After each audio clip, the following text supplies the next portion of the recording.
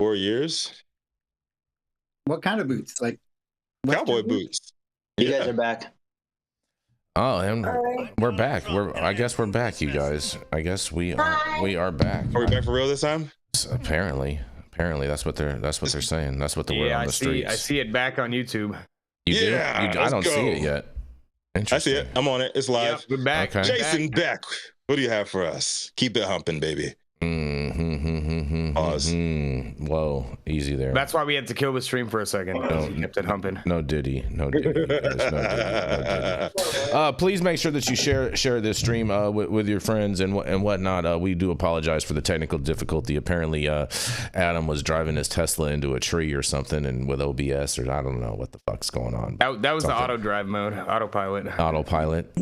I see what you're trying to do there. I see what you're trying to do there. So, well, let me tell you something. New York is all about inclusion and whatnot, but for Rastafarians, marijuana is sacred. And should the law account for that, you guys? I wonder, because there's a lot of Rastafarians in New York. Members of the religious group would like to see New York's cannabis legalization law revised to include accommodations for those who use the drug in worship, you guys. For Rastafarians like Richard Chung, a leather craftsman with a bundle of salt and pepper dreadlocks, marijuana has long been both sacred and a livelihood. Those dual uses made Rastafarians instrumental in building New York's illegal cannabis market and made them frequent targets of the police. Mr. Chung, now 70 and known by his spiritual name Ras Opio, was arrested several times over the decades that he sold weed. On one occasion, he said officers cut off one of his dreadlocks and hung it in the station house like a trophy.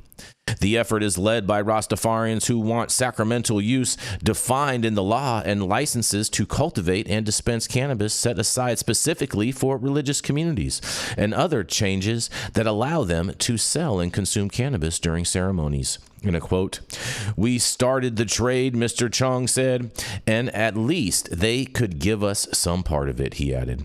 Rastafarians involved in cannabis activism say that few have received licenses to grow or sell products in New York, though hard numbers are elusive, you guys.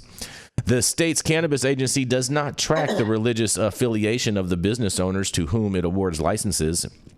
And Rastafarians are a small minority in New York. Census data does not indicate exactly how many live in the state. And as the state moved to open up the legal market, Floyd Jarvis, a Rastafarian from Carnegie in Brooklyn, was hired as the director of the Cannabis Workforce and Business Development Program at Borough of Manhattan Community College. He began recruiting Rastafarians who had been dealers to apply for business licenses. Cheryl Murray Powell, a cannabis lawyer and Rastafarian advocate, helped them prepare applications as she met with state regulators to discuss how to address their religious and financial needs. Ms. Murray Powell said policymakers should change regulations to allow houses of worship to cultivate cannabis for their members and for sale to licensed dispensaries, she said. A similar provision already exists for Christian bookstores that sell communion kits with sacramental wine, she noted. The change would also require making an exemption to the current law's requirement that retailers and consumption venues be at least 200 feet from a house of worship, she said.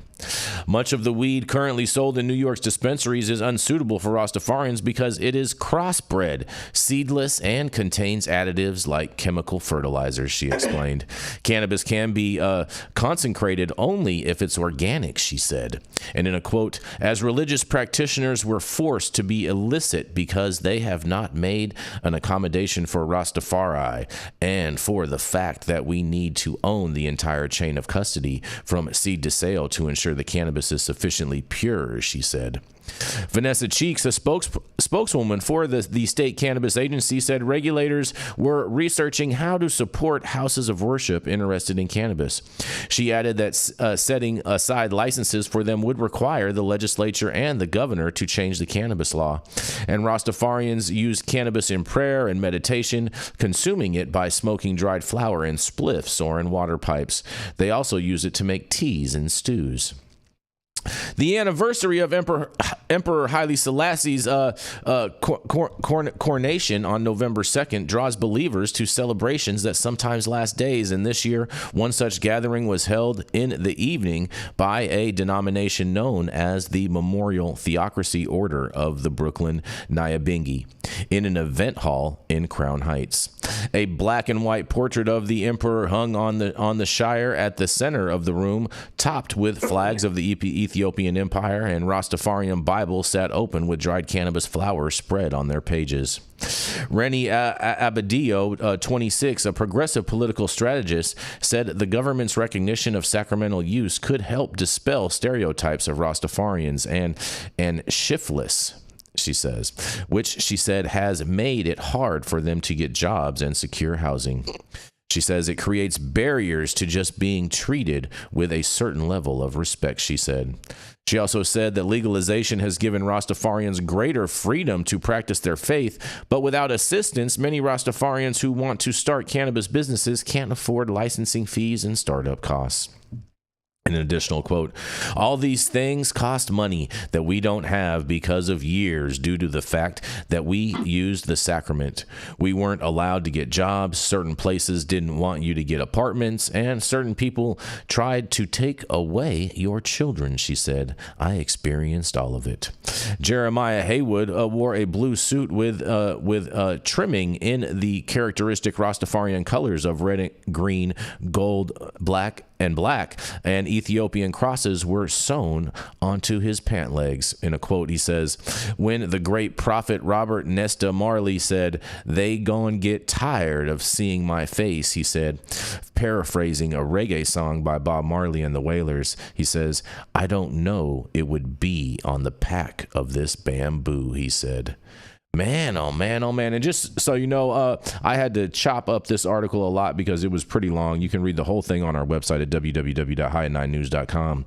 But man, you know, New York wants to be so inclusive and allow everyone to this and this and that. But yet there was no religious licenses set aside. I'd seriously doubt that they're going to make any type of exceptions for the Rastafarian religion, even though they probably should. And I can't wait to hear what you guys have to say about this. This interferes with the religious freedom. Consistently, the courts have stepped in to support the state in drawing a line. It passes strict scrutiny, if you will. And I don't know that it should, because as they mentioned for, the Christians and their sacramental wine, it's a different story. We've even gotten some support for peyote with the Southwestern Indians. Cannabis is just doesn't get that kind of support. And I'm not sure, Omar, I'm interested in your experience with this, but it just seems like they allow these laws to be enforced. If you get a local jurisdiction say we won't enforce it, it's more effective than trying to actually change the law to give someone an exception. You're muted, Omar. I have experience raising the religious defense in federal court, and it's successful because we have a viable Religious Freedom Restoration Act. I remember when Eddie Lepp said that he was a Rastafarian, and there are no formal church records or formal church organization. And the way you prove you're a Rastafarian in court is you bring other Rastas to court to say that, yes, I'm a Rasta and this person is a Rasta too and a member of the faith.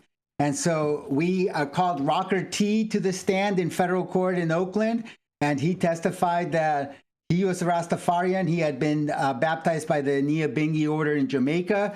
And then he went to Jamaica with Eddie Lepp, and Eddie was also recognized as a Rasta.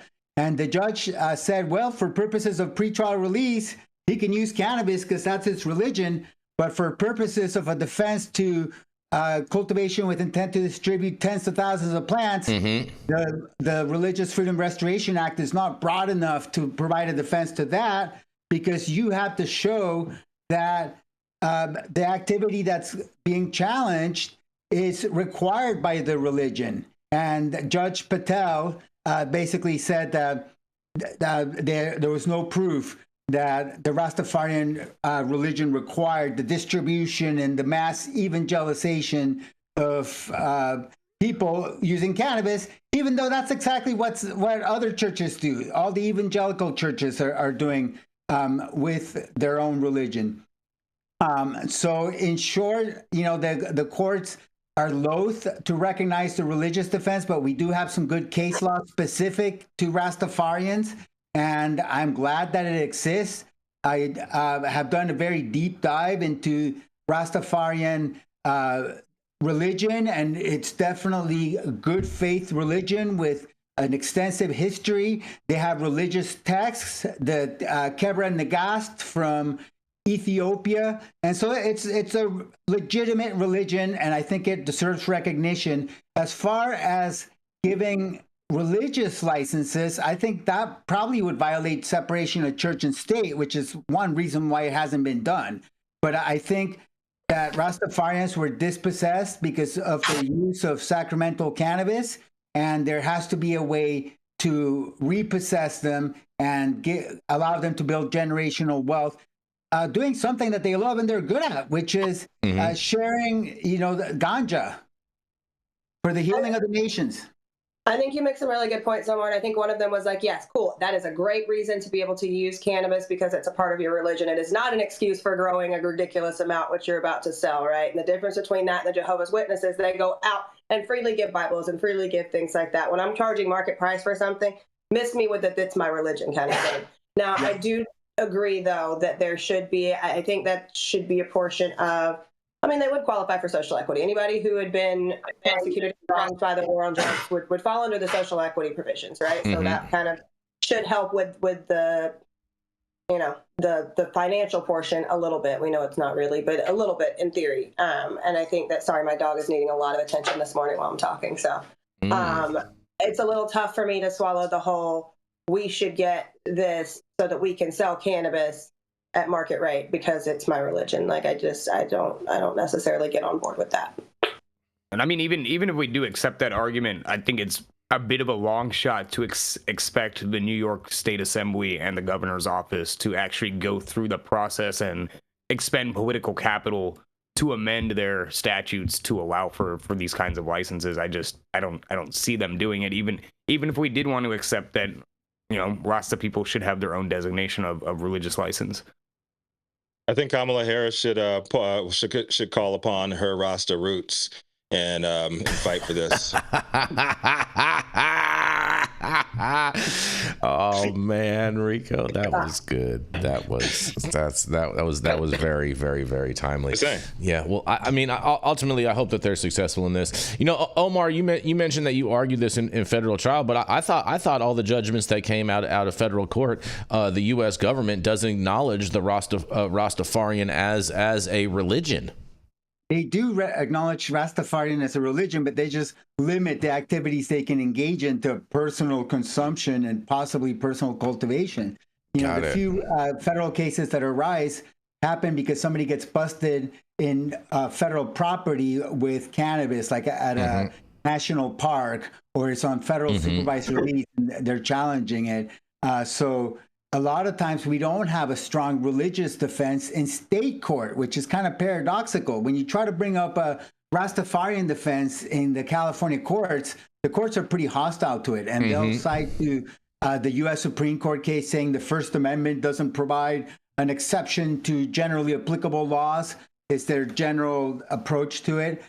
So I think I would like to see the Rastafarians to be able to grow and distribute and use cannabis that's tax-free, maybe not for profit, but amongst themselves and amongst anybody who wants to experience the beauty of the Rastafarian religion. And there should be a way to have non-commodified cannabis for religious use that is legal and that they don't have to be in the shadows in order to grow and consume and distribute cannabis.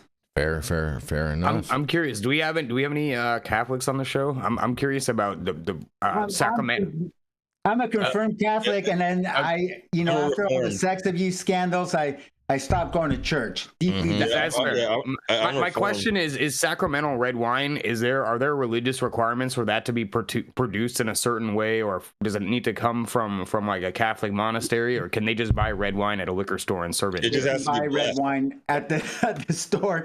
Actually, I was, yes, I spent a summer as an intern, and that's exactly what the priest would do. He'd buy like red wine and buy extra beer for himself, and then use the wine for communion on Sunday. Yeah, the expense account, baby. Shout out to the expense accounts. That's a great point, Soham, because for cannabis in the Rastafari community, it needs to be 100% organic, completely unadulterated ITAL cannabis, right? So like if you're feeding something, it doesn't count. It needs to be water, soil, and cannabis. And sun-grown, solar powered.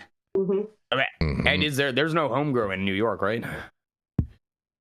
There is homegrown in New York, but it's very limited. Limited, yeah. All right, okay. Well, I mean, I think you're more limited by the power constraints that and the space of which people live in New York. You know what I mean, as far as them having a space to actually grow. But nonetheless, we're going to keep this train rolling. We are going to keep this rolling right on into attorney at law, Mr. Dale Schaefer. He's the founder of Armada Law, and at one point in time did some time for a cannabis crime. He also throws a cape on the back of his lazy boy, and oftentimes defies gravity by pissing up a rope. That's right, it is none other than attorney at law, Mr. Dale Schaefer. Ain't nothing lazy about that boy. Oh man. All you in New York right now, start growing your dreadlocks and grow yourself some seeded outdoor weed. My story this morning comes out of Marijuana Moment. It was written by Ben Adlin. I think it was last Friday it came out. The headline is War on Drugs has completely and utterly failed. United Nations Human Rights Commissioner says. And it seems that the High Commissioner for Human Rights from the UN, his name is Volker Turk, finally came out and said it clearly that the way we've been dealing with drugs has utterly failed. We need to try a new approach. Now, they cite to several other studies internally in the United Nations, which point to the same thing, and that the human rights of the individual users have just been trampled on. And with most prohibitionary laws that people don't necessarily support, you end up with selective prosecution, things like that. And this goes back to the 1961 Single Convention Agreement on Drugs. And it says clearly in there that all the signatory nations should use their criminal laws to punish and to confiscate anybody that cultivates, manufactures, produces, distributes, possesses for sale, or possesses the drugs they listed, which are primarily opioids, cocaine, and cannabis. They're the big ones that are in there. We continue to see this ongoing battle across the world about how they're going to criminally prosecute people, and we don't really pay attention to what the problem is here. And the problem is individuals who use it, become dependent on it, and develop a substance abuse disorder are being beat up. And this goes way back to the end of the 1800s when the United States took over the Philippines, and the Philippines and the Catholic Church had reached an accommodation over opium use. And as long as you didn't take it out the general population, you let the individual users work this out. There were occasional pogroms. But when we got the country, Catholics were kicked out, and we brought in Bishop Brandt from, it was a Reformation church, if you will. It was not the Catholic Church. And this was part of the efforts being undertaken at the federal level in the United States to outlaw alcohol. In 1914, we got the Harrison Anti-Narcotics Act, which targeted opium and cocaine. This is the days before methamphetamine. It took till 1937 that they added cannabis or marijuana to the prohibition list federally. And then single convention, the United States had its thumb on the scales when we got the single convention in 61. It has been a prohibition model, and we've got the people at the top of the UN that are looking out for human rights screaming, this is not the way we should do it.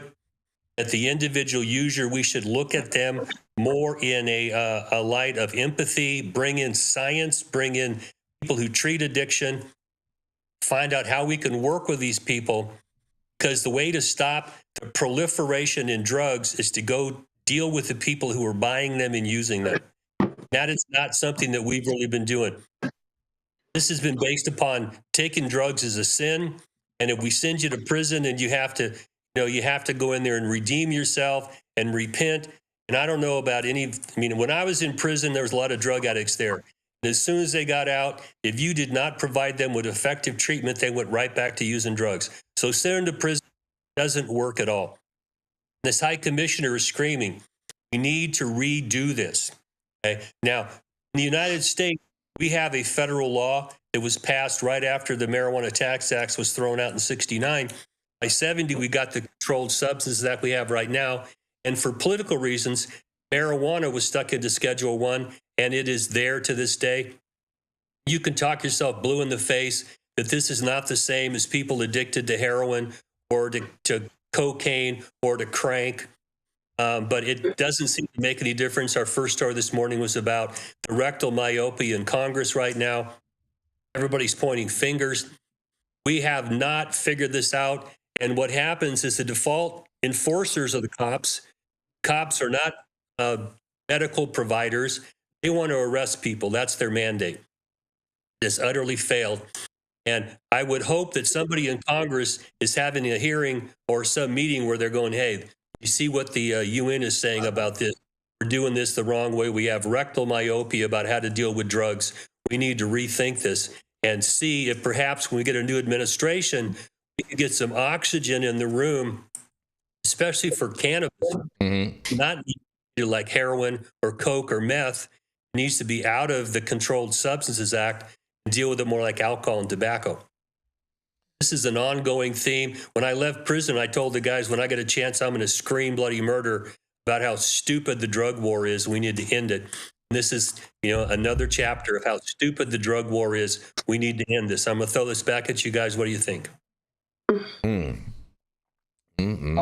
drug war is such a waste of money, resources, and time. I've spent countless hours in courtrooms watching my clients being prosecuted, other people's clients being prosecuted, good human beings who are nonviolent and who commit the sin of seeking pleasure. And in a puritanical society, this is what we end up with. I think we have to be honest about unhappiness and happiness in America, because that really is what the root of the use of drugs and the drug war is about. It's like people are pursuing happiness. Isn't that in the Declaration of Independence that you're allowed to pursue happiness? And, what's wrong with us that we want to put people in a cage for pursuing happiness? I think it's trying to solve a public health issue with putting people in cages almost never works. The only time that putting people in cages works is when those people are trying to actively hurt somebody or hurt themselves. But most of the time, putting people in cages just makes them you can't lock them up forever. That's what I would always tell prosecutors. You can't lock them up forever. They're going to get out at some point, and by then they're going to be master criminals. Yep. I mean, this whole approach is just counterintuitive to basic economic theory. You can't kill the demand for a product by trying to control the supply of it. That does not work. It has never worked in any industry with any product ever in the history of mankind. If we want to do anything about the issue of drug use and abuse in this country, we have to address the root cause of the problem. And that's what is driving people in our society to use and abuse drugs at such a high rate. And that's the only way to fix this problem ever. Fair. We still fuel the global war on drugs because all of them are coming to the United States. We are the biggest buyer of drugs, illicit drugs on the entire planet, be exponentially larger than any other country given our population. We need to go take a look at other countries and other cultures and see what they may have done to address, the issues, because we use scare tactics against our youngsters, and, they're not going to do that because they're risk takers. So you lose the opportunity to educate them by trying to scare them. Bringing a cop in with a badge is not a way to teach young people not to use drugs and alcohol. That's just counterproductive right there. Fair enough. We did get some super chats into the conversation, you guys, and so thank you to all of y'all. The C Word, who says Catholic wine is made from blood, and we have a kind of unique production method.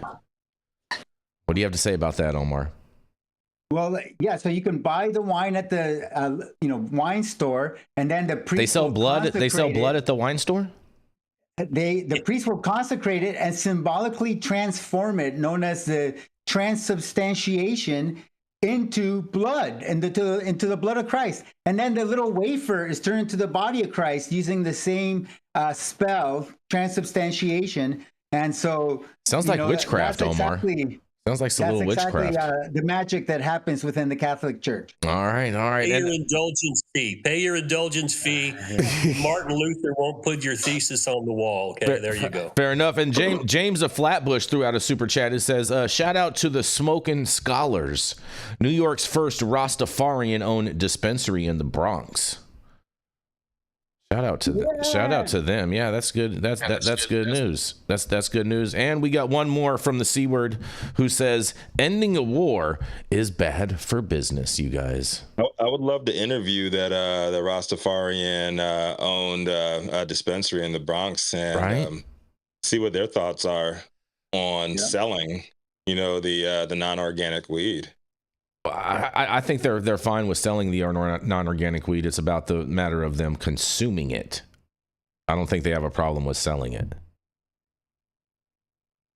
Capitalism. Did we get a California appellation here, Omar, for supplying Rastafarians with outdoor-grown seeded weed? Hey, that's not a bad idea. That's not a bad idea. iCal appellation out of Humboldt and Mendocino counties, right at the county line. Love it. I'm not mad at that. The irony of that they insist on having seeded weed is that they've taken the word ganja, which is of course a product of Indian people being slave traded to Jamaica to work on their plantations. But in India, ganja is a Sanskrit word which actually is the same as sensimilia. It means growing without seeds, pulling the male plants out. So I don't know. I find that kind of ironic. Interesting, Soham. I did not know that. That is pretty cool. And on that, we're gonna roll right into a commercial, and we are gonna be right back. Are you a business that's suffering from the hyperinflation that is plaguing America today? We have the solution for you. That's right. Patriot Business Financing. Head on over to www.patriotbfc.com and apply for a loan up to $2 million. Any state, any industry, even the cannabis industry, the CBD industry, as well as the industrial hemp fiber industry. Secure up to $2 million today, and make sure that when you apply, you tell Paul you said hi from High at 9. Stop whatever you're doing. Make sure that you hit that like button. I know we'll appreciate it. You'll appreciate it, and YouTube will appreciate it. Also, make sure you subscribe to the channel if you're not subscribed already. We do want to thank all of you because we have passed the 5,000 subscriber threshold here at High at 9 News on YouTube, and so we do appreciate it. And we do want to encourage all of you to make sure that you are following us on X as an alternative platform to YouTube as well. So please make sure that you are following us over there at High at 9 News Hour. And all of the articles that we cover on today's show, you can read directly on our website at www.highat9news.com.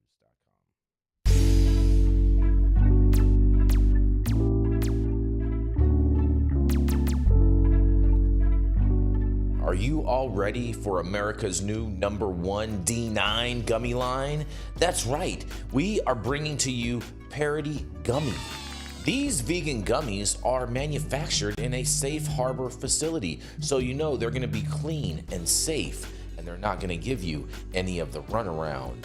Coming in, we have 3 amazing flavors for you. We have the Raspberry Riots.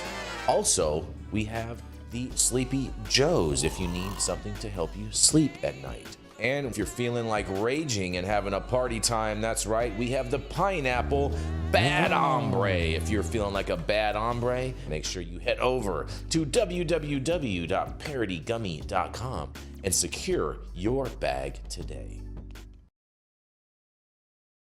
And we are back, you guys. We are back. Y'all know who it is up next. He's got over a decade of nationwide cannabis technology experience, and he's recently moved his talents to the acrimonial ATX. Stop it. Of Jason It's Beck. just for people that can't spell. What's it called again, Soham? It's called Austin. ATX. It's called Austin. Soham Shaw. Thank you, Rico. And I'm super excited about this story. Actually, it's kind of going.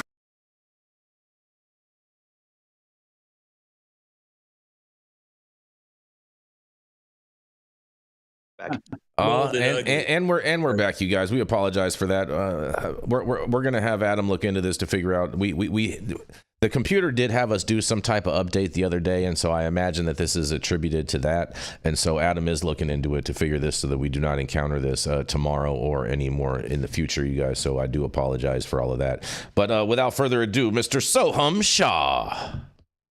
Yeah. So I don't know when the stream got cut off, but what I was saying is this story is exciting for me personally, and I think it goes off of what Dale was talking about looking to places in the world where they have successfully reduced the amount of drug abuse and substance abuse and addiction in their society. But, and this is from Ben Adwin over at Marijuana Moment, the U.S.'s first state-sanctioned safe drug consumption site prepares to open in Rhode Island. On Tuesday afternoon, organizers cut the ribbon on the first state-sanctioned safe consumption site for illegal drugs in the United States. The facility, located in Providence, Rhode Island, stems from a 2021 bill creating a pilot program for overdose prevention centers, or OPCs, in the state.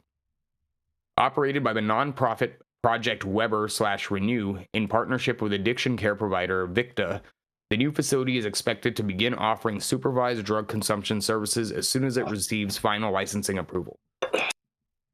Once that happens, researchers at Brown University will be following the developments. Quote, the goal is to identify how OPCs operate in the United States, end quote, Brown epidemiology professor Brandon D.L. Marshall said in a university post about the project. If they are working, what makes them particularly helpful for people? In what ways do they connect people to addiction treatment and care? How can they best be integrated into a community that's been hard hit by the nation's overdose crisis? These are some of the things we'd like to tease out. While controversial, overdose prevention centers have been lauded by academics and harm reduction advocates as a promising way to reduce drug-related deaths and connect people with social services, including treatment for drug use disorders.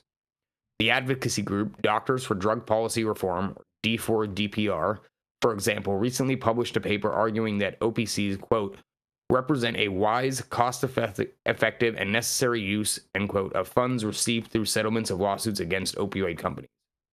Providence Mayor Brett Smiley, a Democrat, attended Tuesday's ribbon-cutting ceremony at the OPC in his city to show his support. He said, people with substance abuse disorder are going to use. What's different here is that they will use in a supervised fashion with medical professionals on staff so that they do not die, and there will be services wrapped around. Marshall, the Brown researcher, said in an interview with the Public's Radio that he led a 2011 study that demonstrated a 35% reduction in overdose mortality at the OPC opened in Vancouver, Canada. He also pointed to a study out of France that said they found more than a 50% reduction in overdoses among people who used OPCs in that country compared to people who use other harm reduction programs. I would argue that the evidence in other countries is very promising and compelling, he said in an interview. OPCs are already operated in some countries and in New York City, where supporters say they've prevented numerous overdose deaths. The New York centers operate with a city approval but are not sanctioned by the state.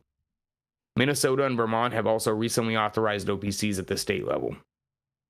The federal stance on OPCs remains murky. On one hand, the Biden administration has to let sites in NYC move forward, along with plans for the soon-to-be-opened Rhode Island facility. On the other hand, Biden's Justice Department has continued to stand in the way of another would-be OPC, but organizers are trying to open it in Philadelphia. The Supreme Court in 2021 rejected our request to hear that case, which was filed during the first Trump administration. You can go to the article and read a lot more about this overdose prevention center. They're not the first place. France is not the first place. I think the two countries that made this approach to drug policy popular are Holland and Portugal, where they've for decades have people that have lived with functional opiate addictions, where they go, I know at least in Holland, they can go once in the morning and once in the evening and get a single clean government-produced dose of heroin and a clean needle and a place to use. And there are people that have held corporate jobs and been, functioning members of society for 20 years while maintaining their addiction. So I'm really curious to see how this plays out in Rhode Island and some of these other cities in the U.S. But this is Soham reporting from the ATX with High at 9 News, and let's kick it back to the team and see what everyone else has to say. I mean, we've had these for a long time, not necessarily state sponsored, right? They've been very pay to play. Like there's methadone clinics, there are, Suboxone, whatever. And I think I struggle with those because I have some very dear friends who've struggled with addiction for a very long time. And yes, they're clean off of heroin or whatever that was, right? But they are very, very much addicted to methadone and Suboxone and have reported that it's much harder to get off of that, even down to a 1/16 of a sublingual Suboxone. So I think that's kind of tough for me. I think it's not necessarily so much, and I appreciate the overdose prevention, but I also have some of those friends that still overdose while they're going to those clinics, right? So I think that it's important to realize we can't just switch out one opiate for another and say that we're fixing people, right? Especially if we're doing it in a for-profit stance. Yeah, you can't. Well, if your goal is to fix them, you got a whole different paradigm to deal with. Molly was in medical school. They studied a research that came out of London where they took a bunch of prostitutes who were heroin addicts. They brought them in, they cleaned them up, they gave them, clean medical supply. All these women went back to work. Okay? They were doing just fine. And then when the research study was over, they pulled the plug and they went back to turning tricks on the street to get their money. And back in about 1920, a doctor by the name of Dr. Webb was convicted for maintaining an addict. Before the Harrison Anti-Narcotic Act, doctors could maintain addicts. You just had a relationship. Really? You got clean supplies, and they were able to do that. The Harrison Narcotic Act said you got to only give it in the normal course of medical treatment, which is determined to be not to maintain an addict. So that's been part of the medical problem for a century now. And we have to change those paradigms because there are people who are so intractable to care. And no matter what you do, they're going to go back to the streets and use heroin. There's got to be a way for those folks to be able to be maintained and not have to go turn tricks to do that or to go rob or whatever they do. But we don't seem to be able to break that mold. Okay, doctors are scared shitless to do it, especially after the Sackler debacle. They don't want to get involved with this. If you're going to have these sites, they've got to be voluntary because we lost our ability to lock people up. Good, bad, or indifferent. A lot of mental health people are on the streets right now that used to be in asylums or in mental health hospitals because they could not stop their addiction. We need to break a lot of these paradigms and sit down and rethink how do we address people who go beyond occasional use to having a use dependence disorder that's diagnosable, and then how do we deal with them as human beings? Like Soham said, the United Nations is saying we've got to do a whole new paradigm here how we treat these. If we can reduce the demand, okay, and treat people like human beings and get them back to work, I think it's going to take a large step towards fixing this. And public education for kids in high school, not scare tactics, but let's teach them what drugs. I mean, they know more about drugs than their parents typically do because they learned it in the back alleys of schools. Make this part of the curriculum, or if you do have a problem, health industry will come in and take care of you. Not Mangione shooting people, but come in and actually pay attention to your problems, work out a treatment plan. And if it includes you got to go to a treatment center once or twice a day to keep from being out there stealing copper wire and shit like that, we need to consider that also.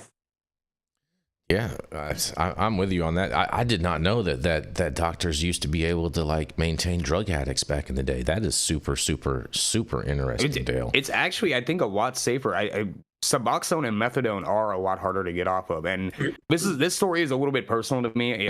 Next year, I'll be 15 years clean off of heroin myself. So like this, I've lost friends. I've had friends that got put on Suboxone, and then the ones that had long-term Suboxone treatment are always the ones that ended up relapsing, and some of them passed away within a few years. So I think this is a new approach that has been demonstrated to work in other countries.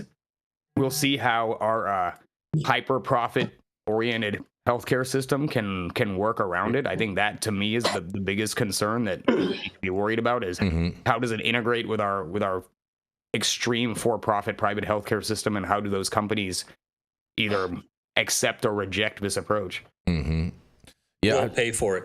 Yeah, they won't pay for it. You have anything you want to throw in on this, Omar?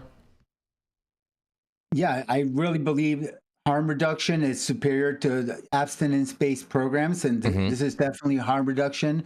I think when you look at the different worlds, one in which drug addicts are maintained in a clean environment, and that may not be the ideal world, but there's no fixing there's no so-called fixing drug addicts. It's a choice that they're making. It's their life. They're adults. Most of the time they can do that without hurting anybody else. Let them pursue their happiness ultimately.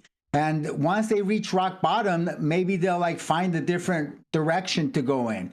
But do think. But with that argument, Omar, with that argument, I mean, there is a thing. I mean, because you can't have cities like what you experience in San Francisco, where you just have drug addicts out on the streets, just doing whatever in these open areas where they're just the streets. Okay, all right. Just want to just make sure. Okay, perfect. Just want to make sure we're all on the same page here. Public spaces taken over by addicts who are just shitting themselves in public. You just can't have that. Yeah. It's just does not make for a functional society. But there ought to be a place for these people to not have to be stealing copper wire, ripping people off in desperation, just so they can get, giving blowjobs on the street corner, just so they can get their next fix, because they are so desperate. That's what they will do. And we can't have that. So I just think, go ahead. I would say to that point, that's exactly why the Netherlands took the approach that they did, is because they wanted to remove a lot of what was happening on the street in public view and try and clean up. And I mean that both from their supply that users are getting, the perception of what's happening on the streets. And it has been very effective. So it can work. The question is, will it work in the US? Will it work in Rhode Island? Will it work in New York? Will it work in these other places? Fair. Work in Portland. A lot of pressure for just abstinence. Yeah. Okay. Or the second will give you harm reduction, but when the harm reduction drugs are more addicting and harder to get off of than the drug you're addicted to, now you've got a problem. And I had a girlfriend kill herself because she was forced to go into rehab and there was no other option she had. And when she fell off the wagon, she just overdosed and she died right in front of me. So I understand this is hard to watch and not have some very emotional opinions about this. But the medical community, if you get away from the for-profit part of this, we find a way to get people signed up so that health insurance or the government or whatever will pay for their maintenance. That should be an option for physicians to oversee it, for safe places to do this, and then go to work, for God's sakes. We just like to see people hit rock bottom. It's like, yeah, they'll pull themselves up by their own bootstraps. Hit rock bottom. No, they crash and burn. They go out and they shit everywhere. They steal shit. There's no other option for them because mental health treatment is gone. Drugs are like, you're bad, so therefore we're going to let you just suffer because you're bad. This does not work. And there's never going to work. And rather than teaching people to be content, we teach people, do whatever the fuck you want and we'll just make a pill for you. Well, drugs are like a magic pill. Here's a magic pill. No, sometimes it takes a hard row. In California, we call it California sober. You're off of your main drug, but you're using other things to maintain your ability to operate and not be diagnosed with a substance abuse disorder because you can't take care of your activities of daily living. We should not have to crash and burn and pick you off the street with a big shovel before you are treated like a human being and allowed to get better. Fair enough. I think we should start talking about cannabis for harm reduction. All the methadone, Suboxone, that's not effective harm reduction. That it does not seem that that's the path. But many people have gotten off these opioid painkillers and even heroin with pure cannabis, because cannabis is enough to satisfy somebody who is craving stimulation and excitement and, whatever it is that the dragon provides. And so I think that cannabis harm reduction is something that needs to make a comeback, and that's not really being talked about. That's my experience. I completely rejected any type of formal rehab or 12-step program or Suboxone treatment because I saw the pattern that it creates from other people that I knew and friends that I had. And cannabis was a very effective exit drug for me, and a lot of people anecdotally have reported the same thing. The problem is now we really need to get clinical research to back up what we know anecdotally to be true, so that we can actually use that as a treatment option. Fair enough. What were we going to say, Jenny Beth? No, I mean, like, I completely agree with you guys. I think that it's just, we're making this an industry, and cannabis should be, like, when we're looking at hard drugs, like, whatever, if it's, you know, a full spectrum like FICO or something like that, that's going to be helpful, something that's strong, right? Because we're not creating a harm reduction, we're creating a new industry with all these people. And like in this instance of my friends, these are people who held good jobs, who had homes, whose rents and bills were paid, but they were still, you know, I think he overdosed 5 times in the span of a year while going to the Suboxone clinic every morning. So, I mean, it's like, it's a broken system. It's not working. And so what if the people aren't the people that you think that you're seeing on the street corner shitting themselves, or the people that are sitting next to you at the desk at work? So it's really hard, and that we've created that with these pill mills. Like, look at the state of Florida. How many pill mill freaking billboards did they have going up and down I-95 for how long? Like, we're creating these addicts because, oh, you've gotten a car accident, hurt your back. Cool, here's some Oxy. Here's some more Oxy. Oh, you ran out, here's some more. And now you're cut off. So what do you do? Brandon Lindsay in the chat, he says, after a while, the user is going after their fix to combat things like nausea, headaches, body aches, and all of them are amplified when they're going through withdrawals.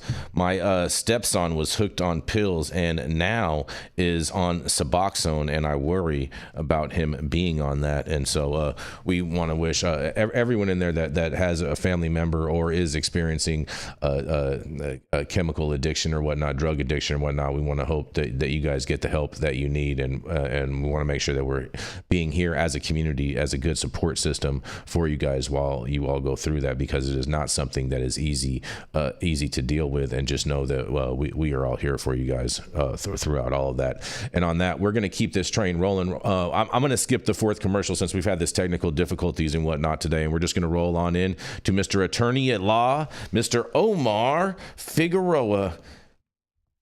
Thank you, Jason. Happy National Stretching Day, everyone. My story is from Marijuana Moment by Kyle Jager. The headline is, GOP congressmen and D.C. officials push to end federal ban on marijuana sales in nation's capital.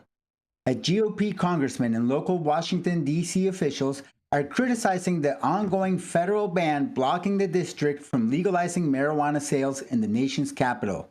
During a hearing before a House Appropriations Subcommittee on Tuesday, Chairman David Joyce voiced opposition to a long-standing spending bill rider that prevents D.C. from using its local funds to implement a commercial cannabis market, despite voters approving legalization a decade ago.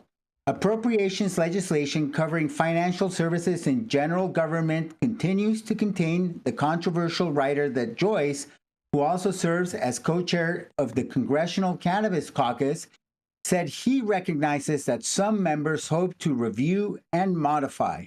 Allowing D.C. to set its own marijuana laws would help to, quote, ensure the district has authority to promote public safety, the congressman said.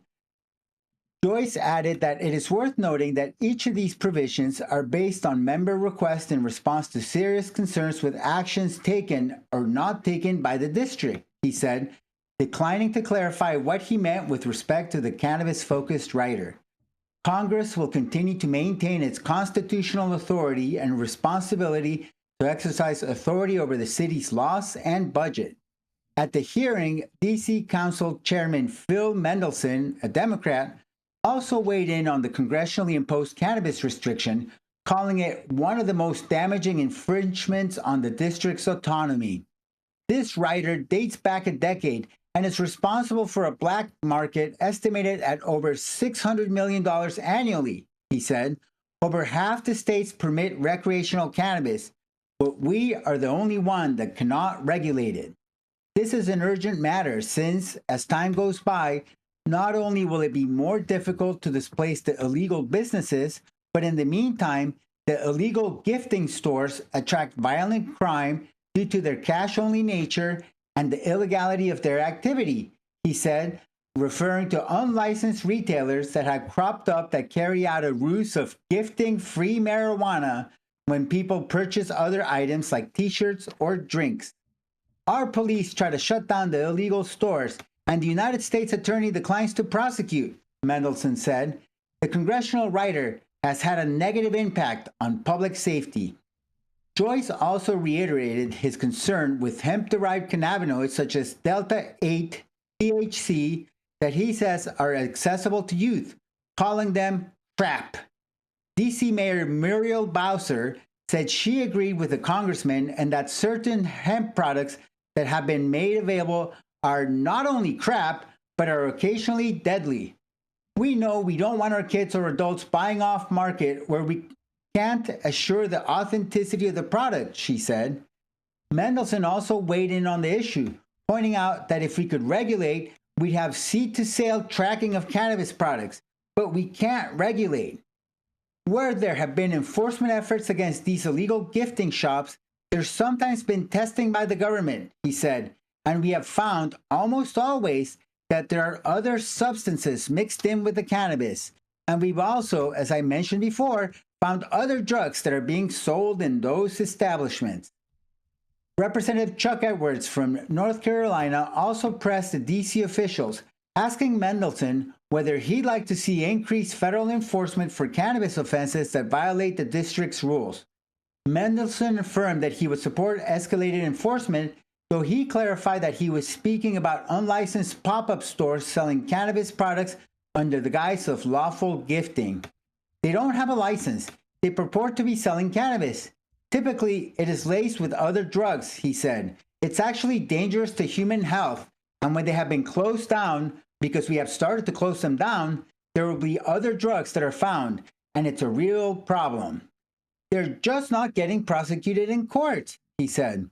Meanwhile, a new legal analysis published by NORML concluded that if the Biden administration's ongoing cannabis rescheduling proposal is ultimately implemented, it could open a door for D.C. to finally legalize cannabis sales.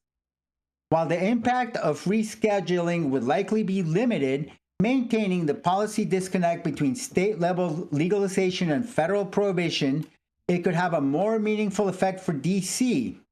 In a separate report published earlier this year by the Congressional Research Service, analysts also said that the proposed rescheduling of marijuana would permit the district government, as a matter of local law, to authorize the commercial sale of recreational marijuana, establish market regulations, and levy marijuana taxes, among other policy options.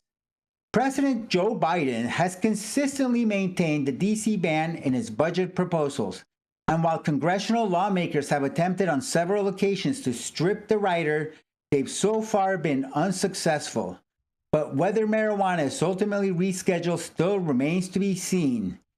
The Justice Department formally proposed the reform, and the DEA is now carrying out administrative hearings to solicit additional input before potentially finalizing the rule. Last week, DEA Administrative Law Judge John Mulrooney issued a ruling laying out the timeline for the rescheduling proposal. The headline is, GOP congressmen and D.C. officials push to end federal ban on marijuana sales in nation's capital. In my take, it's time to give the District of Columbia some representation to go along with their taxation. Just make D.C. a state. This is Omar Figueroa, lawyer, publisher, and Ganjier instructor, reporting from Sonoma County, California, the traditional territory of the Pomo, Miwok, and Wapo nations, for High at 9, high noon Eastern. Oh man, Omar, I love this story, but I have to disagree with you on one thing: is that DC should not be a state. That is total BS and ridiculousness. We're actually going to get. Republicans don't want to skew the electoral. We actually are going to have a 51st state. It's going to be Canada. Canada? Yeah, Canada is going to be our 51st state, and Justin Trudeau is going to be the governor. Mm-hmm. Oh, Jesus Christ. Jason, I'm in the car with you most of the times, but I've gotten out. I jumped out while it was still rolling on that one. Like, what the fuck, Jason? She tucked and rolled on that one. She was like, I'm out. She can do whatever she wants to do. Door. I jumped out the window, so I'm like, you know what? I'm out of here. It's not a hostage situation with Jenny Beth. She's welcome to get out whenever she wants. I did. I jumped out. You wouldn't slow down, but I jumped out. I now have bruises. But no, I agree with you, Omar. I don't know that it should necessarily be a state, but I do think that they need to find a way to have some kind of representation that will allow an actual meaningful system to be put into place. So, I mean, I don't know what the answer to that is, but there's got to be something, and it's been quite a long time. We should have figured something out by now. Yeah, you know, I do want to send much love and congratulations to Congressman Dave Joyce. And I also want to send a big love and congratulations over to my other buddy, Congressmember Brian Mast out of Florida, because they are both now the Republicans chair. They're doing a co-chairing of those two members in the cannabis caucus. And so that is a big deal.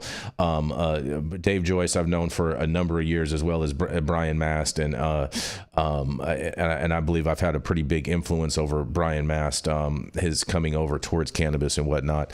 And so we definitely want to send much love to both of them. I know they're going to do a fantastic job chairing these committees.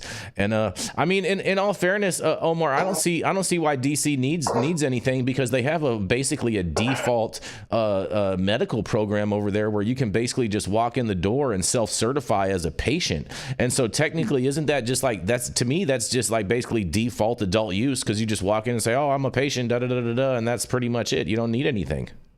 You don't need to show a doctor's recommendation? You don't need a doctor's, nope, you do not need a doctor's recommendation. Yeah, you self-certify yourself in DC. So to me, they basically already have it. They don't need to, a lot of this is just, Democratic propaganda trying to say that Republicans are bad kind of thing. And when they don't necessarily need it there. I mean, come on, let's be real. First of all, is their medical system an actual fully licensed seed to sale tract like we First have of all, DC is a city, bro. It's not a state. It's not even big enough to be a state territory wise. The population's not big enough. It should be a state. That's not what I'm talking about. They're not going to have the budget to implement a whole program like that. That's not realistic. Let him get his question to issue licenses to businesses, cities. The city has issued licenses. The city has issued licenses, but as far as like a whole fully seed to sale vertical program, all this extraness, no, it's not big enough. Small, it would stand to reason that it would be easier to implement. No, I'm not buying that. That's a bunch of bullshit. Listen, it's easier for me to clean a condo than it is a 6-bedroom house, right? I understand your analogy, Jenny Beth. I'm not buying it. Let me finish. Y'all are going to start listening to each other, goddammit. I'm listening. But, all right. So, I mean, it stands to reason the city of Denver has a robust program. LADCR has a robust program. Every city has their own licensing program. So to say, like, listen, we've been doing this default shit, it actually would behoove the city, because now you're taking actual tax revenue in as opposed to just medical process. So I think that it would actually behoove them, and they're cutting their nose to spite their face in not doing something that would be a very simple transformation process. Mm-hmm. And I mean, this entire article is them complaining about all these hemp-derived cannabinoids and synthesized cannabinoids. The way to address all of this is to implement a fully licensed and tested cannabis market for adult use, and not self-certifying medical, but actual adult use where you can go into a store and buy it. You want to kill the demand for untested THC in a smoke shop? Have recreational dispensaries. I don't buy that. I don't buy that.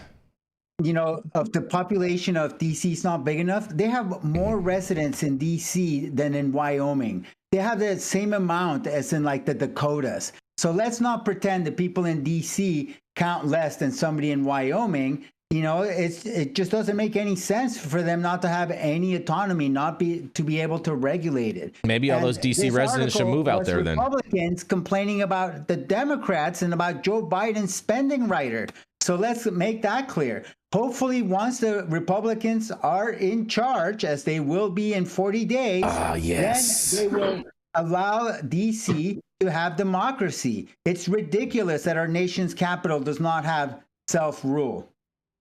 I mean, I don't think so. It wasn't intended to be that. It was intended. That was not the intent when our founding fathers, isolated DC. The founding fathers didn't did. Designate DC as the capital, though. They exactly, the capital was moved there. Exactly, they did designate it as the capital. That is true. But nonetheless, we are going to keep this train rolling so we can get out of here. We appreciate all you guys sticking with us through our technical difficulties today. We do apologize and hope to be better tomorrow for you guys. But coming up next, that's right, it is America's sweetheart, Miss Jenny Beth Dills. She's the founder of Kind Cannabis and of Justice Served, a 501c3, which helps incarcerated individuals get their lives back together. That's right, it is none other than Miss Jenny Beth Dills. I might have to take this to serve internationally because Japan implements revised cannabis laws. Japan has officially enacted revised cannabis and narcotics control laws as of Thursday, marking a significant shift in its drug policy. The updated regulations now criminalize the use of cannabis, with penalties of up to 7 years in prison for violations. A notable addition to the laws is the allowance for cannabis-derived medicines, provided their efficacy and safety are scientifically confirmed.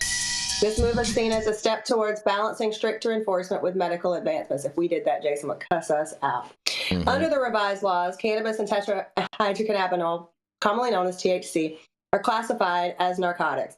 Penalties for possession and transfer have also been toughened, with the maximum prison term increasing from 5 years to 7.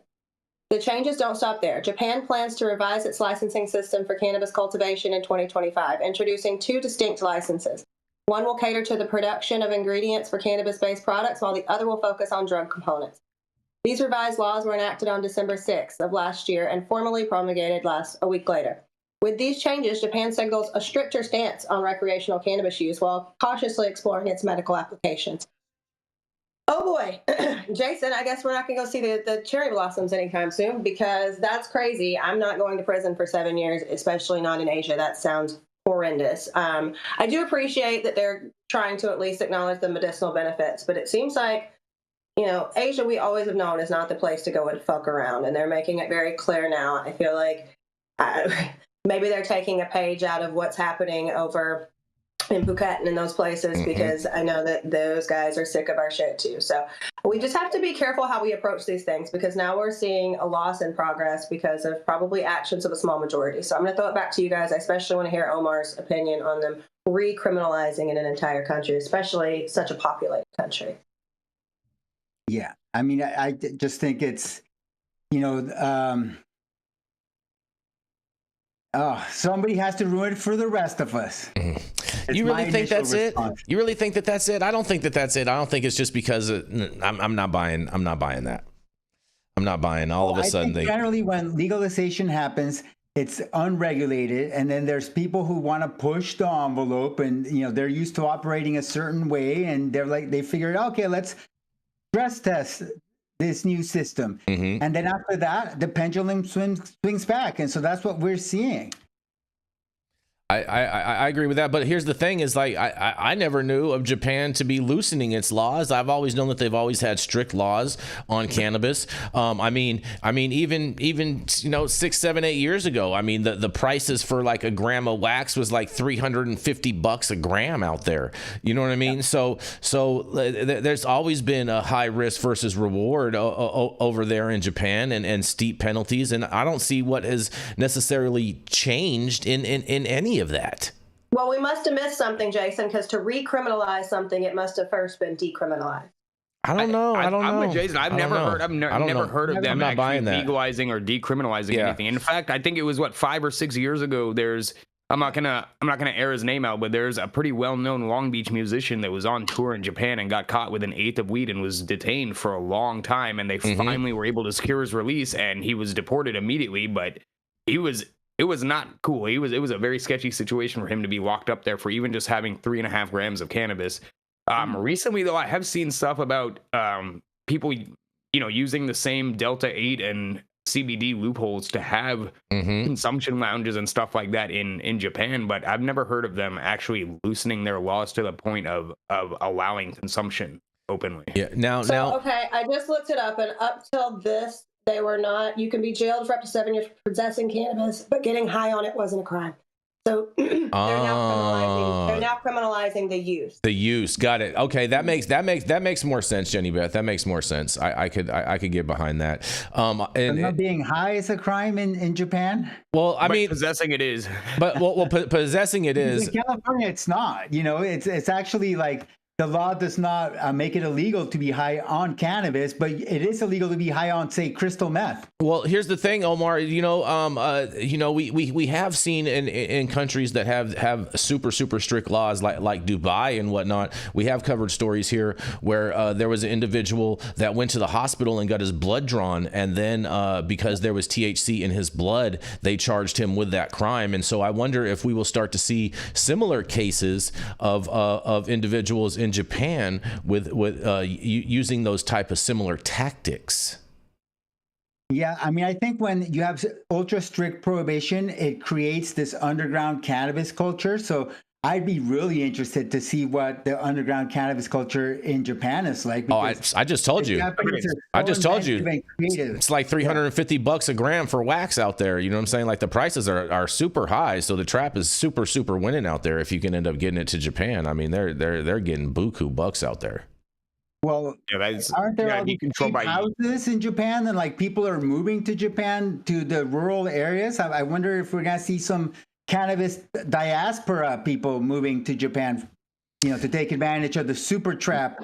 I don't think so. You got the trappers doing the trapping type of thing. I don't think you're going to see all of a sudden people moving to Japan just because it's a super trappy environment. I'm not buying that. I could see some people going and getting some PO boxes out there though, just for that purpose. At those prices, let's be real, that shit's controlled by the Yakuza and other facets of organized crime. Like $350 a gram on the street, bro. Come on, that is controlled by some organized crime out there. 100% so, and I'm not trying to get samurai sorted over a fucking eighth of weed.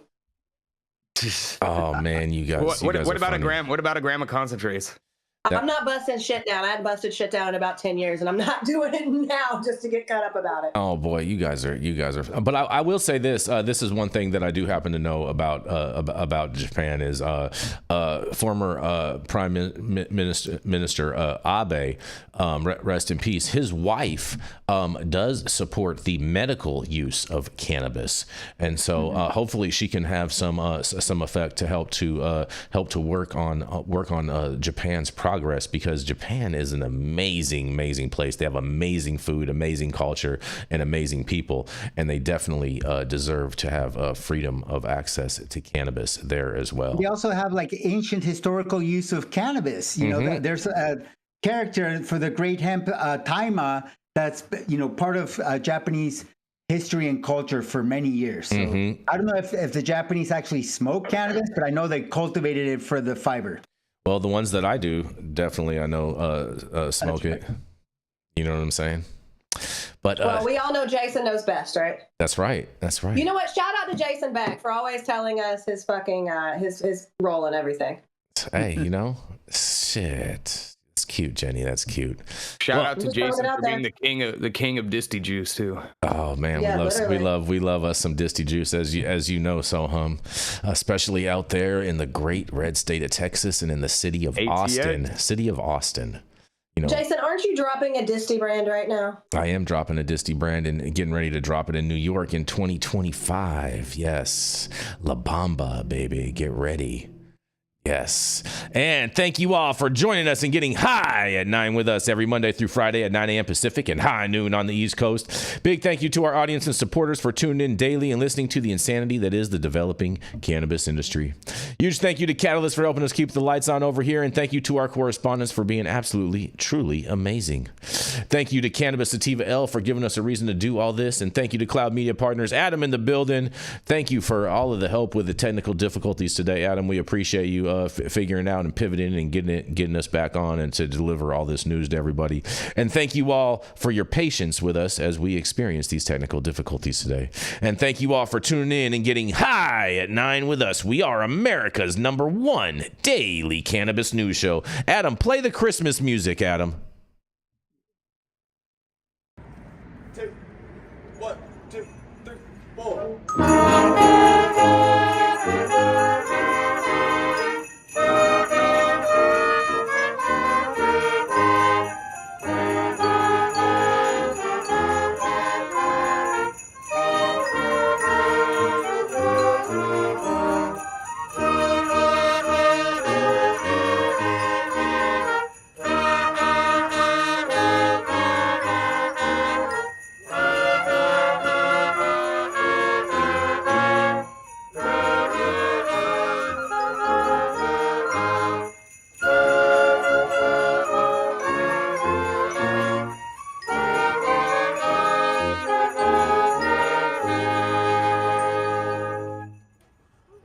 discretion.